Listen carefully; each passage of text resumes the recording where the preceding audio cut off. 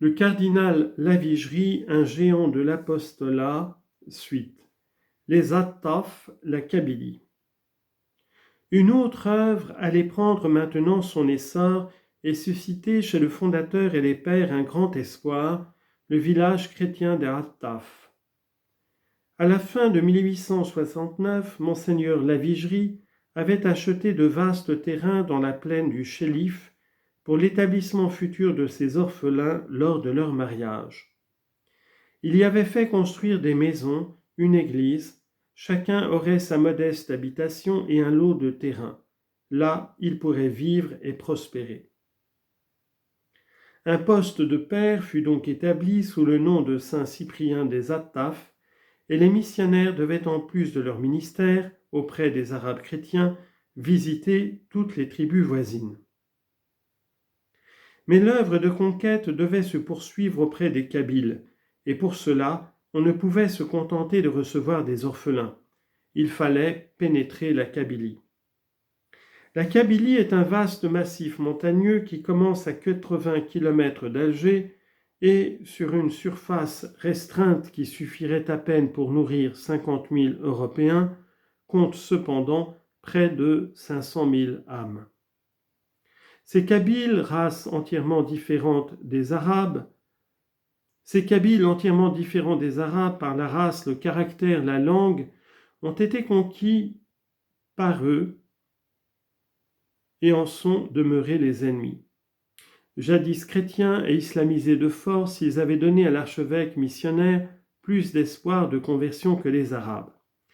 Mais il aurait fallu que le gouvernement établît lors de la conquête les distinctions nécessaires et qu'on leur fît comprendre que la France venait non les asservir, mais les délivrer du joug qu'ils subissaient malgré eux. En pensant à l'antique foi chrétienne qui avait fleuri sur ces montagnes, Monseigneur Lavigerie s'écriait avec une éloquence passionnée « Afrique chrétienne, sors du tombeau, réunis tes débris épars sur tes monts et dans tes déserts. Reprends ta place au soleil des nations, tes sœurs, dans la civilisation et dans la foi. Que tes enfants, apprenant de nouveau ton histoire, sachent que nous ne venons à eux que pour leur rendre la lumière, la grandeur, l'honneur du passé. » Il se rendit à la fin de 1872 à Fort-National, anciennement Fort-Napoléon, et il y fut rejoint peu après par quelques pères et 7 orphelins, jeunes gens originaires de la région. Arrivés près de Tartmouth-Arzouz, quand ceux-ci reconnurent leur village, ils se précipitèrent à travers un étroit sentier de montagne et disparurent. Lorsque les pères se présentèrent, l'émotion était au comble. Les femmes pleuraient, entourant la mère de 2 orphelins. Celle-ci embrassait ses fils, grandis, bien vêtus, eux qui avaient quitté la montagne, mourant de faim, et les autres femmes lui disaient « Ils ont trouvé mieux que des pères ».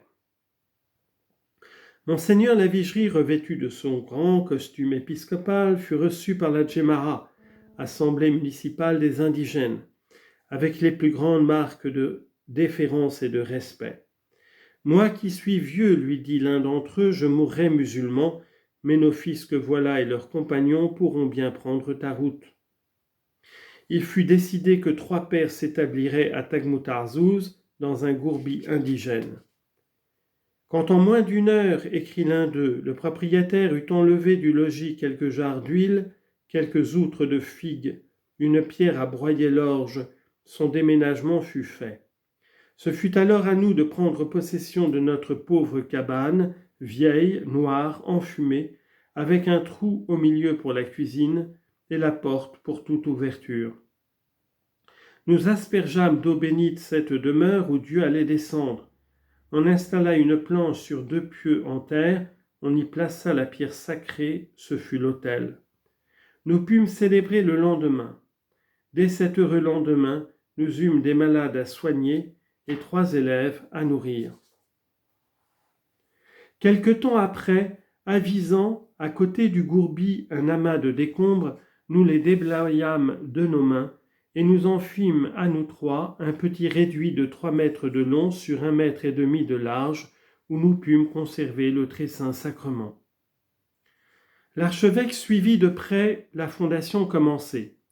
Ses instructions aux missionnaires portaient qu'ils devraient toujours parler, même entre eux, la langue indigène, qu'il fallait soigner les maladies, instruire les enfants, ne pas s'occuper de conversion, mais gagner les cœurs par la charité. L'avenir devait montrer combien ces règles étaient sages. En 1873, 2 nouvelles fondations se firent aux Ouadia et aux Arifs. Le concile d'Alger. Les Pères blancs prirent également possession au printemps de 1873 de la basilique de Notre-Dame d'Afrique, qui fut comme le berceau de leur œuvre et où, après une longue interruption, ils sont encore aujourd'hui. L'archevêque allait solenniser l'anniversaire de la consécration de la basilique par un concile, le premier tenu à Alger depuis 12 siècles. La solennité à la basilique elle-même fut grandiose. À 9 heures du matin, le long cortège des enfants, séminaires, confréries, communautés, chapitres, missionnaires, prêtres du diocèse, théologiens du concile, supérieurs d'ordre, délégués des chapitres de la province, puis le révérend père abbé d'Egbel, le révérend père abbé de Staweli, les 3 évêques de Constantine, de Sébaste et d'Oran. Enfin, l'archevêque d'Alger, suivi d'une foule de fidèles de toute race, dans leur costume national, échelonnés sur une étendue de plus d'1 kilomètre, monta la colline et le plateau de la Bozarea, au chant de l'Ave Maris Stella. Les marins du port portaient la statue de Notre-Dame d'Afrique. Les reliques de Sainte Monique, les livres saints, les écrits des pères et des docteurs d'Afrique, la collection des conciles africains enveloppés de voiles d'or reposait sur les épaules ou dans les mains des missionnaires. Tout le parcours était coupé d'arcs de triomphe et enguirlandé de verdure et de fleurs.